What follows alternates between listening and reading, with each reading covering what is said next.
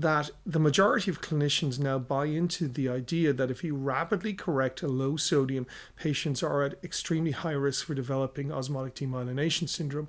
This isn't actually the case. It is still vanishingly rare, and we have a lot better information about this particular process published in the last couple of years. It's also quite controversial and remains so. And I thought in this particular talk we would look at the history of osmotic demyelination syndrome and the current controversies. Hyponatremia. These are further thoughts about hyponatremia and osmotic demyelination. A short history of osmotic demyelination. The original paper on this topic was by Ray Adams and colleagues in Boston in 1959. It was a post-mortem case series, and they had 4 cases where the myelin sheets of all the nerve fibers in the central part of the pons were destroyed. The nerve cells, the axis cylinders, the blood vessels were spared. There was no inflammation. All 4 cases were associated with alcoholism and malnutrition. The figure on the right is a slide of the rostral pons showing a sharply demarcated symmetric focus of demyelination. The scientific evidence that rapid corrections in serum osmolality from hypoosmolar states is derived from a series of experiments conducted in the 1970s and early 80s. In particular, Dr. Robert Lorino in Washington did a series of experiments on dogs whom he rendered by trial and error chronically hyponatremic. Then he rapidly corrected the sodium level and was able to demonstrate the development of typical lesions of demyelination in the pons. The term osmotic demyelination syndrome was coined originally by Richard Stearns in 1986 in his paper in the New England Journal, although most doctors continued to use the term Central Pontine Myelinolysis for the next 30 years.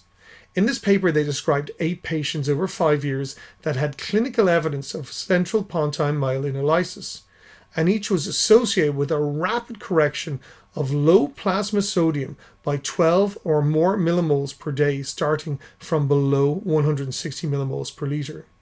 Now, it must be said that at the time, a significant proportion of physicians believed that the best way to treat symptomatic hyponatremia is to correct it rapidly, because of the not unreasonable belief that a low sodium with seizures was a greater problem than some theoretical disease of the pons that had only really been seen in post-mortems and in animal studies.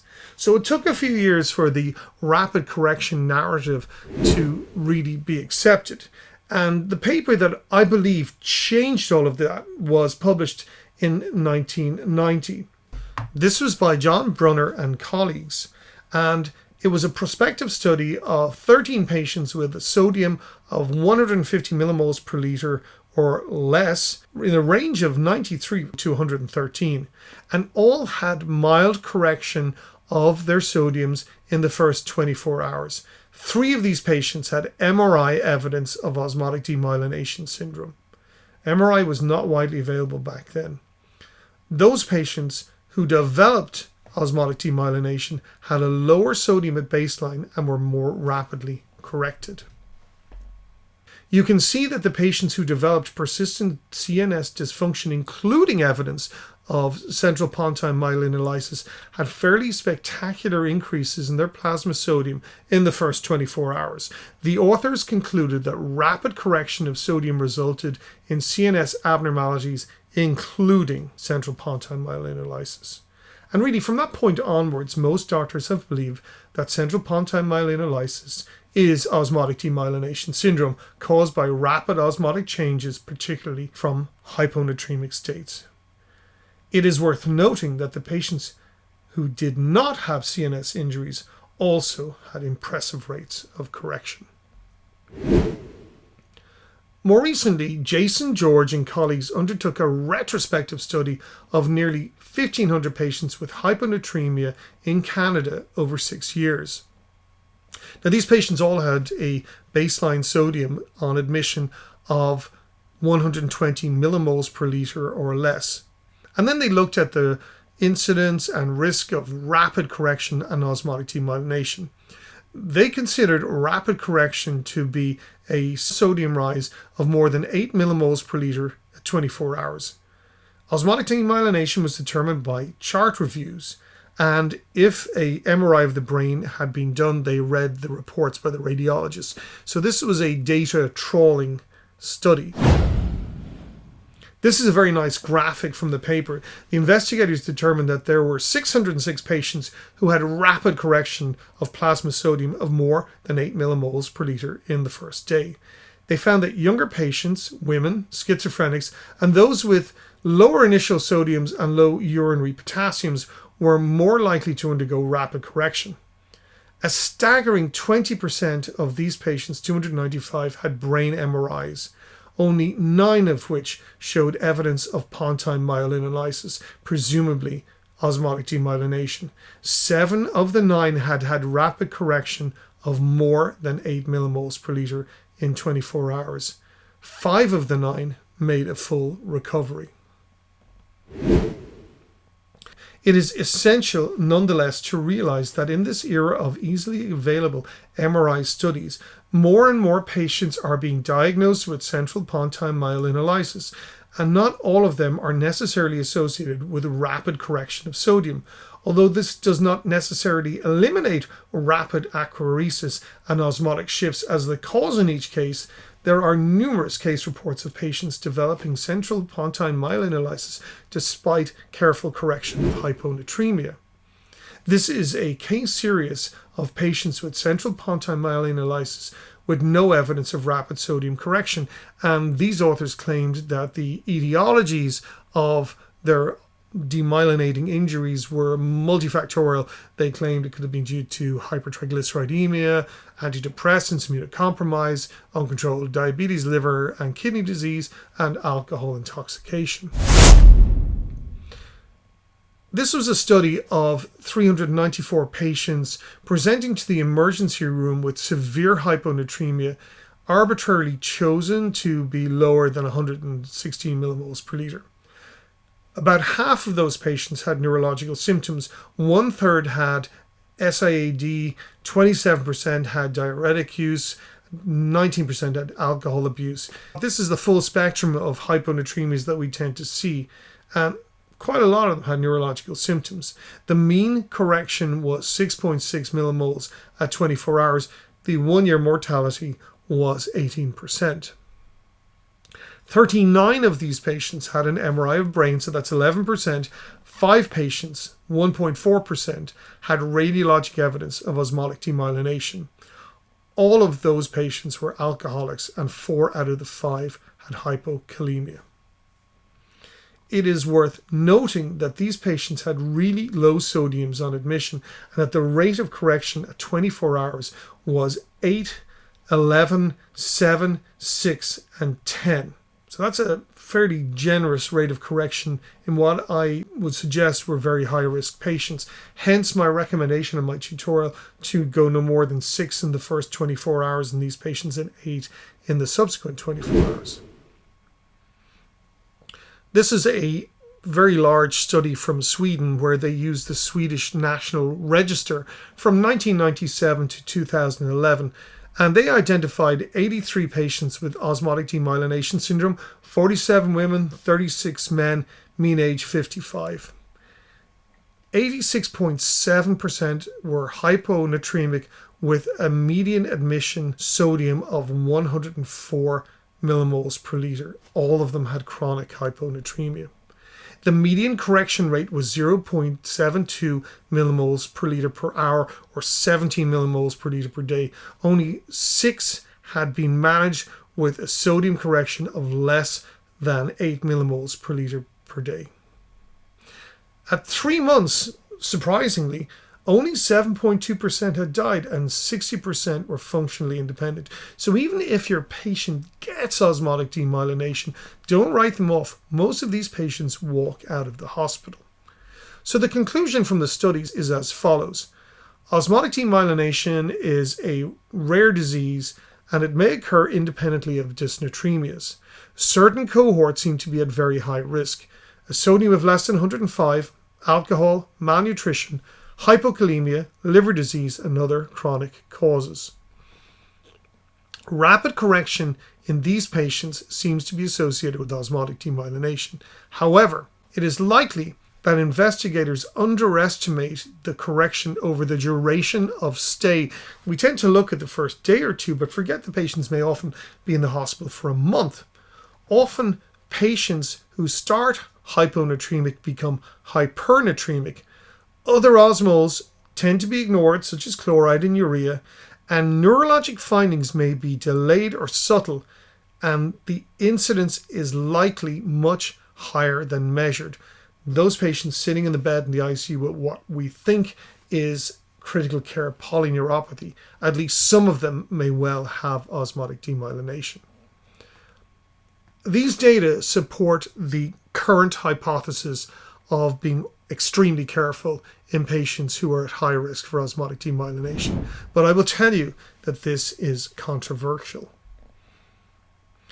This paper that was published in early 2023 in the Journal of Critical Care was a retrospective cohort study of a multi-center ICU database, and they looked at patients with a plasma sodium of less than 120 millimoles per liter. The correction rates were assessed over the first 24 hours. They considered rapid correction to be anything more than 8 millimoles per liter per day and slow to be less than 8 millimoles per liter per day. You can see in this picture the two groups. The patients with rapid correction are in light gray, and the patients with slow correction are in dark gray. The numbers here are 451 for rapid correction and 573 for slow correction. You would expect, based on 50 years of dogma, that the rapid correctors would have horrendous outcomes. So let's have a peep at their outcomes. Well, this is really surprising. This table is confusing because on the top, rapid correction is on the left and it is on the right in the bottom row. In-hospital mortality, hospital-free days, ICU-free days were all lower with rapid correction. More importantly, there was no signal for increased neurological complications. The investigators were not able to demonstrate any evidence of worse outcomes in patients corrected at greater than 12 millimoles per day. They were not able to identify any cases of osmotic demyelination syndrome, and of course, being a chart review, it was difficult to identify alcoholics and malnourished patients. So this really threw a spanner in the works, but then there was more. In the New England Journal of Medicine's monthly journal, NEJM Evidence, published in March 2023, a cohort study was published looking at 10 years of patients in 5 centers in Toronto, in Canada. It looked at patients with an admission sodium of lower than 130 millimoles per liter. There were nearly 23,000 patients. 50% were women, and the average age was 68. The initial sodium was 125 millimoles per liter on average.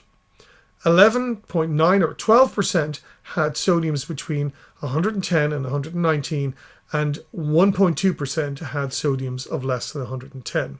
Now let's look at the results. Rapid correction was defined as a correction of greater than 8 millimoles per liter in 24 hours. That occurred in 17%, 3,500 patients. 12 patients only developed osmotic demyelination syndrome. 0.005% of all the patients enrolled in this cohort study. Of those, 58% did not have rapid correction of sodium. However, all of the latter groups subsequently developed hypernatremia. Because there were so few patients with osmotic demyelination, it is very hard to draw conclusions. However, the patients tended to be younger with comorbidities. To me, that suggests that few had SIADH. They had lower initial sodiums, 111 on average versus 125. 58% of the osmotic demyelinators had initial sodium of less than 110. 10 of the 12 had urinary sodiums of less than 30. Nevertheless, this only represented 0.2% of the cohort who had low urinary sodiums, so this is a highly insensitive test. Of interest, among the patients who did not have overcorrection but did develop osmotic demyelination, most of those developed hypernatremia after correction of low sodium. Patients who developed osmotic demyelination were also more likely to receive desmopressin rescue therapy.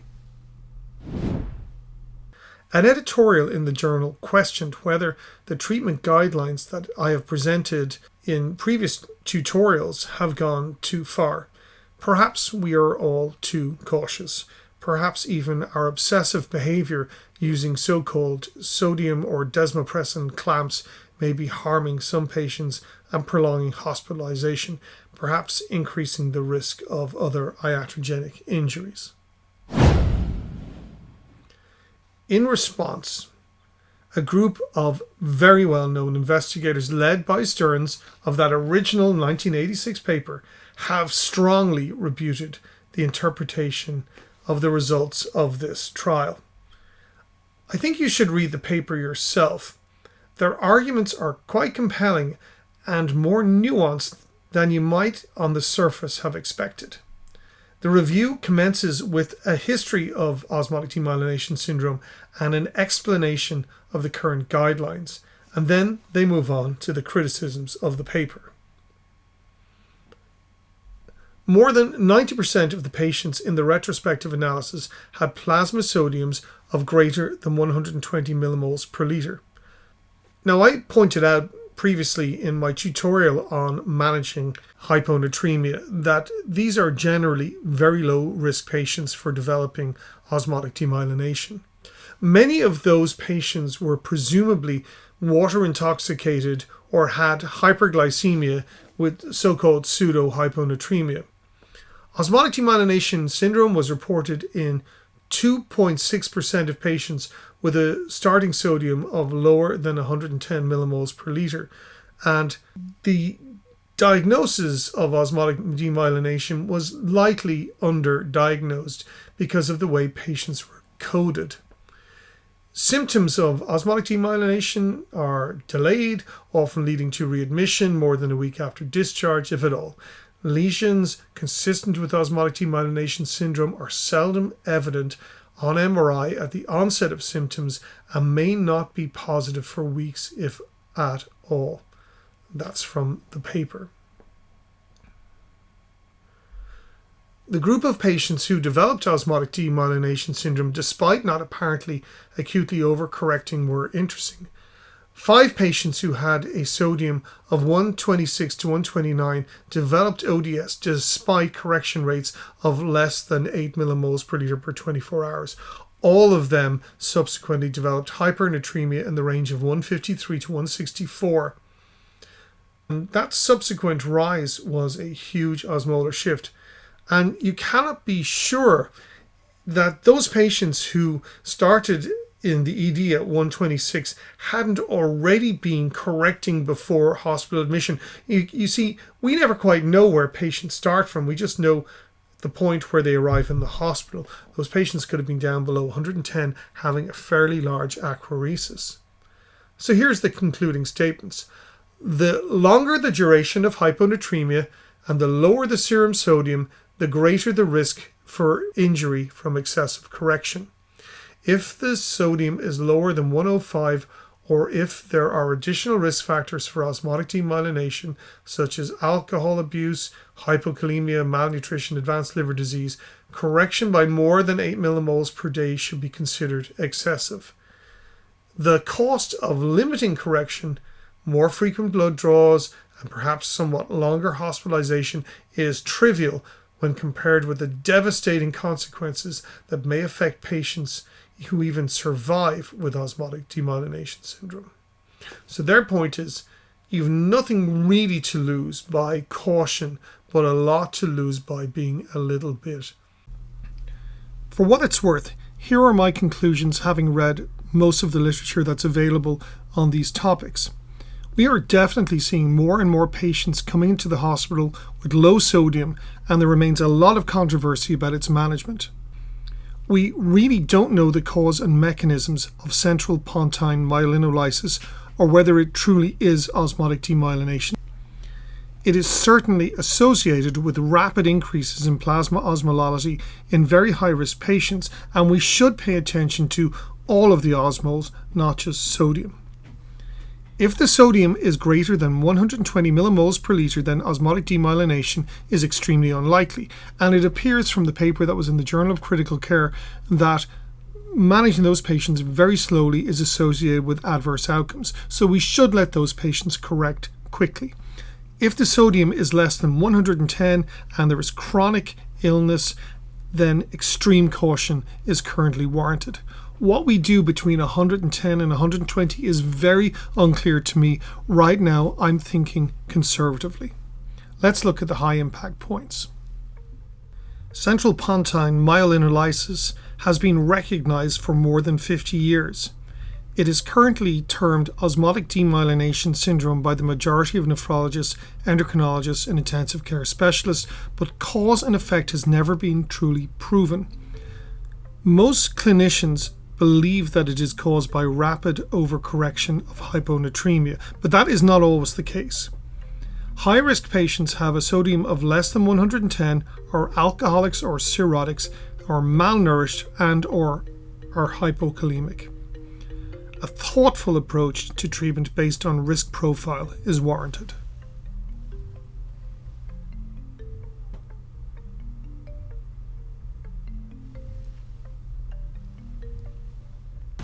So that was the current controversies and the history of osmotic demyelination syndrome. If you found this useful, have a look at my other tutorials at ccmtutorials.org or at ccmtutorials on YouTube. Please subscribe, and I hope to see you again.